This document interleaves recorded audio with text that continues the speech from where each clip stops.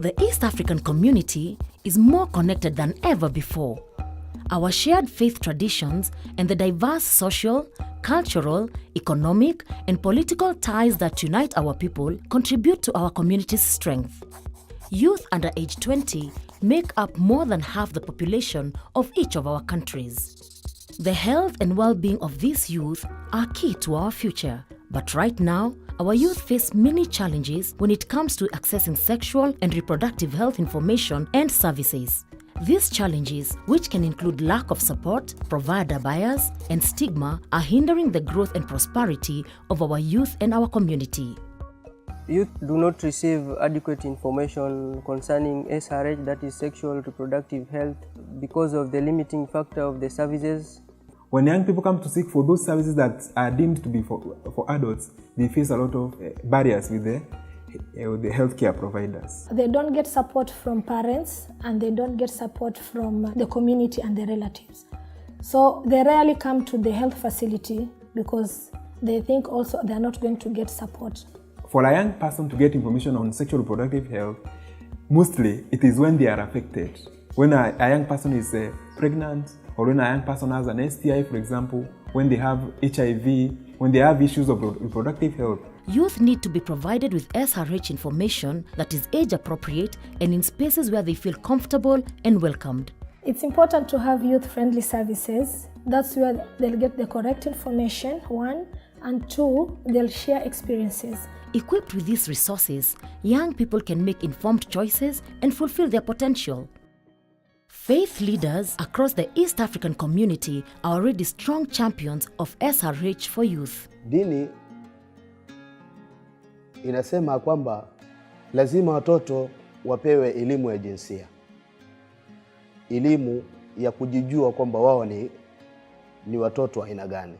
When the young ones have sex education, it helps them to plan for their families. Awareness creates a lot of solutions to the problems they would face.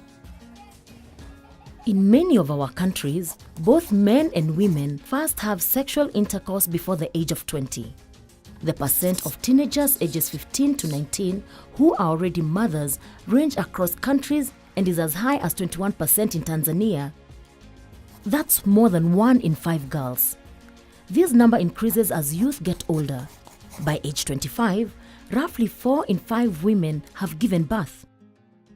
Leaders from different faiths recognize that their support for young people must include providing them with age-appropriate SRH information and education. Kwa sababu hiyo, ilmu ya jinsia ikiwa ni mojawapo ya ilmu ambayo kwamba ni muhimu sana kwa watoto wetu kujua. Kwa sababu gani? Kullukum ra'in wa kullukum mas'ulun an ra'i. Nyote ni wachungaji na nyote mtaulizwa kuhusiana na kile ambacho kwamba mmekichunga. Kwa hivyo dini ya Uislamu haijakataza, bali imekuwa ni yenye kuhimiza tuwe ni wenye kutafuta ilmu ambayo kwamba inanasibiana na umri mbalimbali za watoto wetu, tuwe ni wenye kuwafundisha ili wawe ni wenye kujiepusha na janga ambazo kwamba pengine kwa kutofahamu wangekuwa ni wenye kuingilia. It's important to have discussions about reproductive health from the early stages so that even as people grow up, they are able to make those responsible choices about their life and about their future. SRH rights for youth, especially girls and young women, are protected within continental and regional commitments like the Maputo Protocol and the East African Community Treaty. But more needs to be done. The East African community should lead the way to harmonize SRH policies at the regional and national level. In 2017, the East African Legislative Assembly introduced the SRH bill that includes protections for the region's youth. If it becomes law, the new policy can help build the human capital needed for a healthy and vibrant East African community and set the pace for other regions in Africa.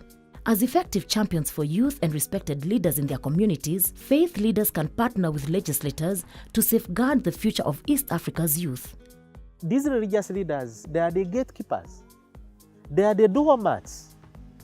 When people are struggling with family planning, family issues, when they are sick, the first people to go to are not the politicians. They are not even the medical people. They are the religious leaders. You will have the policy which will be very good for nothing.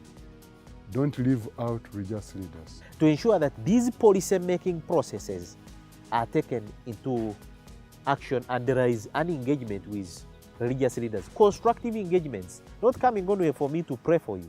There's much more than prayer. We can engage. What can East African community decision makers do to promote the health and well-being of East African youth and build human capital? They can support passage of an East African community SRH bill that ensures youth and adolescents receive age-appropriate sexual and reproductive health information and education. Strengthens parents' capacity to provide appropriate information on SRH to their children, and guarantees pregnant girls have the right to access education and are not expelled from school as a result of pregnancy. In addition, national and regional policymakers should engage faith leaders in policy discussions and development to incorporate their valuable perspectives.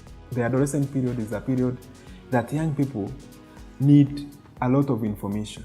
It is a period that they need to make decisions. The future of the East African community lies in our youth. Let's make sure they are healthy, educated, and ready to make our community even stronger. The young people, if they do get this information, actually it will change their lives. It is even the same to me. Today when I've got this information, it has really built and it has pulled out that ignorance which I had towards it. Since now I've got it, I'm going to be critical and also help those others who have the same problem or the same challenges. So you find that the future is now safe.